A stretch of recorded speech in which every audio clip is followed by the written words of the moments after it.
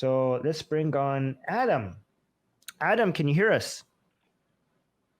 Hi, Armin. How are you doing? Good. Good. Hi, Jimmy. I didn't forget about you either. How are you doing? Hey, I'm great. Thank you. Good to hear. I wanted to ask something. First of all, I just want to say sorry if I'm a bit nervous. It's my first time calling in. But I wanted to talk about something. I mean, Armin, you had mentioned earlier the word monophic. And I think you know what that word means. Jimmy, I don't know. I think you said you grew up Christian. It just means hypocrite. And I just wanted to make sure that within the atheist community, we make sure we're not hypocritical when in our actions and in our words. And I respect both of you for fighting against extremism, specifically right now, I guess extremism in Islam. But I did want to ask you, do you think there's a line? I mean, I think there's a line, but I wanted to ask if you think there's a line that we shouldn't cross when fighting, I guess, against the spread of something violent or dangerous. Well, I mean, the line should be this harm principle. Like, can you give me some examples so I could be more so I could understand what you're specifically are talking about? Are you talking about lines when it comes to our narrative or about what we're saying? So I think we shouldn't be promoting hatred against Muslims as individuals, as people, right? When it comes to the ideas, we have to just make sure that we're being factually correct. The line is to do everything that we can to make sure that our logic is sound, and any claims that we're making that is required evidence, that is based on actual evidence, right? So when it comes to the ideas, I think them being factual and logical is the only criteria that we need to have. But when it comes to people, Muslims themselves, I think we should be encouraging not to spread hatred against Muslims themselves. I have no issue with spreading hatred against Islam itself. Islam is a disgusting, barbaric, violent, harmful ideology, a mind virus that is harmful to society. And anything that is harmful to society, I think it's fair for us to hate it. Right? But I don't hate the Muslims themselves. I think Muslims are victims of Islam, and anybody who wants to use their hatred for Islam as a way to encourage hatred for Muslims, I think that's the red line. That's what should be stopped. In the same way that we might hate cancer, but not the cancer patient, I think it makes sense for us to hate Islam, but not Muslims themselves. So the red line is promotion of hatred towards Muslims themselves. That's the red line. Is that the answer? Okay. I don't know if that's in line with what you were asking. Yes, that's exactly what I was asking, and I'm really glad to hear you say that. I've just been quite concerned recently with recent events around the world, and I understand wanting to criticize Islam and fight back against it, absolutely, by all means. But I guess to borrow a Christian phrase, hate the sinner, not the sin. Other way around, hate the sin, not the sinner. And this is, I mean, if we're calling Islam a sin, but I think it goes a long way to show compassion to a lot of these people, to kind of help them maybe out, because quite often, or just recently, what I've been seeing, and I've been seeing a lot in the news, and I've been hearing from people also around me, because of the rising, I guess, I would say that there is a rising, hostility towards Islam, which I don't necessarily disagree with. I think it's necessary and important to fight back against. But I am concerned, and I've seen examples of that being taken towards violence towards people. And I understand. I know you said you don't agree with that. How do we navigate that line where we fight back against extremism in Islam or Christianity or wherever you may find it, specifically I guess in this case with Islam, without encouraging people, or without not even encouraging people, the people that would be more receptive to that line, or are just waiting for an excuse to attack Muslims or people who they may perceive as Muslim, they would use their knowledge of Islam that they might get from you and criticizing that, and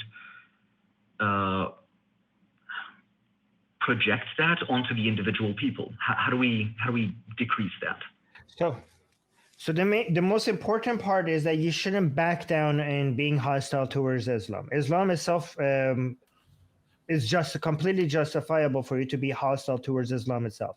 And in fact, that is better for you as somebody who's not anti-Muslim. It's better for Muslims, for people who are not anti-Muslim, to be more hostile and more aggressive against Islam. Because if we do not provide that outlet for people who have a concern with Islam to come to people who are actually not anti-Muslim, then that demand is still going to be there.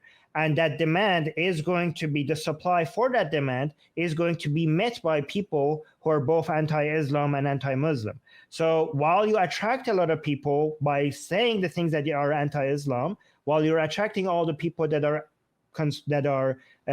nervous or are concerned about Islam, then when you gather them around you, then you could also mention to them that we're not anti-Muslim, and you could also give your justification for why you could be very aggressively anti-Islamic, but also pro-Muslim. And actually, even if you're not, for humanistic reasons, not pro-Muslim, it even makes more strategic sense to be pro-Muslim, to be better at fighting Islam. Because I always tell my audience an Atheist Republic is the best way to fight Islam is to befriend Muslims. So even if you're just an asshole who doesn't care about people and you don't want to be kind just for the sake of being kind, and if your goal is to destroy Islam, well, destroying Islam or defeating Islam in many places requires you to actually change people's opinions. And you can't change people's opinions unless you could talk to them. And the way you could talk to them is for them to consider your view is for them to drop their guard. And for them to drop their guard is for them to accept you as somebody that is not hostile to them as individuals. So befriending, I tell people that you could actually weaponize befriending Muslims as a way to fight Islam. And that's what I try to do. I try to provide an environment where people who want to be anti-Islamic to come to people who are not anti-Muslim. Because if you take the anti-Islamic narratives away from them, then the only people in the market that provide that would be the people that their actual agenda is to be xenophobic. And now you're giving them all to them. You're basically giving them the monopoly of that attention. Does that make sense? I suppose. It's just, for example, like I don't want to pull on specific events. I understand, but I'm talking. Let's say, for example, you're talking about Europe. You're talking about protests in the UK and stuff. That's one. I'm talking about the Middle East in general right now, and I'm talking even in 2001 in the US. The first person that was attacked after those attacks was a Sikh man. He had nothing to do with this. And I think about, for example, the Christians in a lot of Arab countries, or Arab Christians, they have no fault in this, or even, I wouldn't even say the Arab Muslims have fault in this, but they face discrimination or hate towards them because of people hating the ideology, which is fair. I understand wanting to combat that, but I wouldn't want us to, follow the same narratives that we can criticize them for their violence or their aggression and them generalizing. I think we can and should rise above that. And I think that's a much better way to get people out of Islam or extremism. What is a better way? Sorry, I don't understand that. What is the better way? Sorry, I don't understand. What is the better way to get people out of Islam? Like you were saying, showing them that just because somebody is criticizing Islam doesn't mean they have this hatred towards the Muslim people, because they're just regular people at the end of the day. They're just, like you were saying, they fell victim, or they were born into it and they never had a choice. or they're born into a country that won't allow them to believe differently. So I think there might be, I don't know, maybe this is a bit soft of me, but I do think we should have a bit more compassion to those people that, in my opinion, are just victims of Islam. So how do we, like you were saying, if we can show them this compassion, or like I'm saying, showing them this compassion might help them get out of that situation. Maybe not the people in the country, but the people who still believe it when they have a choice. Okay, so the problem with the way you're talking is as if we're talking about Islam and then we're talking about Muslims. We have to make it clear that these are two different things, right? When I'm talking about Islam, I'm not even talking about what Muslims are doing, okay?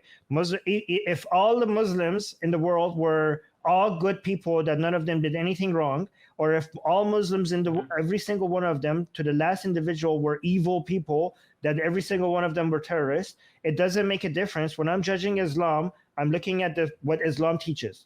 I'm looking at the Quran, I'm looking at the Hadith. Even if every single Muslim in the world was a good person that did not hurt a single soul or a single person in the entire life, Islam, by definition, the teachings of Islam are what's in the Quran and in the Hadith. And those are violent, disgusting, and barbaric, and violent, and inhuman, right? So that's what when I'm talking about Islam, I'm talking about the teachings of the Quran and the Hadith, right? So, and most Muslims are good people, just like most Christians are good people. I always say most Christians are better than Christianity, in the same way that most Muslims are better than Islam. The standards that most Muslims have are superior. The way of life, what they do, what they think, the standards that they have in their lives are actually much, much better than what Islam teaches. And that is a fact, right? That doesn't make Islam not a disease. It doesn't make Islam not a poison. Islam is a poison that harms society, even if most Muslims are not completely captured by it, right? It is any ideology, any set of beliefs that is promoting what Islam is, the more you have that in society, it's bad for society. It reduces prosperity. It causes more misery and harm in society, even if most Muslims are good people. So I'm talking about Islam as a whole. And again, when I want to separate Islam from Muslims, again, separate not as in the sense that they're not related. They are related, but they're not the same thing. Every time I say these are two different things, people will say like, Armin, these are related. Oh no, really? Muslim and Islam is related? You don't say. Of course they're related. I'm saying they're not this. I'm saying if I say A and B are related, but A and B are two different things. So A and B are not the same thing, even though they're related. That's what I'm saying. So the way I try to explain this to Muslims, for them to understand that my hatred for Islam does not translate to a hatred of Muslims, I use an example that many Muslims understand after I explain this to them. I tell them, imagine a Muslim that hates atheism. She hates atheism because she loves atheists, and she's concerned for atheists. She thinks atheists will go to hell and be burned in hell forever, for eternity. And she doesn't want that. She wants to save them. She wants to try to make sure that they don't burn in hell. Do you see how that is possible? Do you see how a Muslim could hate atheism, but not hate atheists? And once they understand that, they could see how, in my mind, I am separating Islam from Muslims. Once they understand how a Muslim could separate atheism from atheists. Yes, I agree with you completely there. I'm thinking more in terms of, as somebody who has a public platform, when you're speaking on these topics, do you think you have any ability, this is more just a question, do you think you even have the ability to influence people who will take the criticism, the legitimate criticism of Islam, and then use that as fuel to target people who are just don't look like them, essentially? Yes, because based on my experience, so I don't know if this is true because this is not scientific collective data, but so it might be true, it might not be true. But based on my experience, the people who are trying to use Islam as a way to attack Muslims, they already had a problem with these people because they're xenophobic, right? They didn't discover their hate for Islam, for these people because of Islam. The hatred for Islam is an added excuse. What I have noticed is a lot of people in my audience came in and watched my show, and they hated Islam and Muslims. And after many years of watching me, they're now saying, we hate Islam, not Muslims. we can befriend Muslims while hating Islam. So I'm noticing that shift in my, like the people who are newcomers in my audience, a lot of them start with hating both Muslims and Islam. And the ones, some of them realize that we're not promoting hatred towards individuals and leave. But the ones who stay, I notice a shift in their narrative after a couple of years or a couple of months of staying with us and listening to us. So if you attract people with that narrative of this is why Islam is wrong, and also feed them the idea, like once you got their attention, that hatred for Muslims, generalizing Muslim and hating them is not justified, then some of them will be convinced by that. So use your platform to also mention that side by side while advocating against Islamic ideas. All right, thank you. This is Adam. This is the yes. Adam, yeah. So Yes, I don't want to be completely silent. I just want to. I've jotted down some things, and I want to give you kind of my take before we say goodbye. By the way, thank you for that call. That was great. But as far as being hypocritical, how do we stand up to religion and not be hypocritical? So one thing that I would say, and this is what came to mind when you started asking this question, is one, we don't bring our atheism into their homes. Okay, we don't try and tell them how they should worship outside of it affecting us. Okay, so I would say, to the point that the way people worship comes into our homes, comes into our lives through our government, through our schools. I would say that we try and turn that off without pushing the pendulum to the other side. Does that make sense? Okay, that makes sense. And then also having changing ideas or having a changing attitude when new evidence is presented, right? So when it comes to many religions or most religious people, I would say in my experience that they are reluctant to change their perspective, even though new evidence has been presented to them that would essentially give them a way out of thinking the way that they think. So you said, there's plenty of hypocrites in Islam. Well, I didn't grow up in Islam, and I can tell you that there's a lot of hypocrites in Christianity. And, you can teach them all of the things that would refute their beliefs, and they would refuse to refute those beliefs. So by setting the example and changing our beliefs based on evidence, I think is one way of not being hypocritical. Because surely if you're going to be critical of the religion, you have to be critical of the fact that there is evidence that renders their religion inadequate, and therefore they should be expected to change their perspective. But, how does that sit with you so far? That makes sense to me so far. Okay. And then you talk about extremism in Islam, and you talk about recent events. There have been events, even though there's recent events now, events are always going on. There's always some kind of atrocity that comes at the hands of religion. In fact, I would argue that Christianity is an extremist group, and they are only one legal system away, at least in my country, the United States, from becoming what they were in the Middle Ages. Okay, if there was not a system of laws in place that prevented them from being who they are, I think that the Catholic Church would, without a doubt, gobble up all the smaller religions and start burning people at the stake again. I have no reason to think that these beliefs, just because it's now the future, have gone away, or that these practices don't still have appeal to the people who ingest the same dogma, right? And so I kind of wanted to bring that. Those were my thoughts hearing you speak, and that was just my reflection on your question. Okay. Thank you. Thank you for having me, both of you. I really enjoyed this talk. And I just wanted to say, if Armin, like what you were saying about using your platform and making that distinction, and this is what you've been noticing in your community, I think that's a wonderful change, and best of luck to both of you.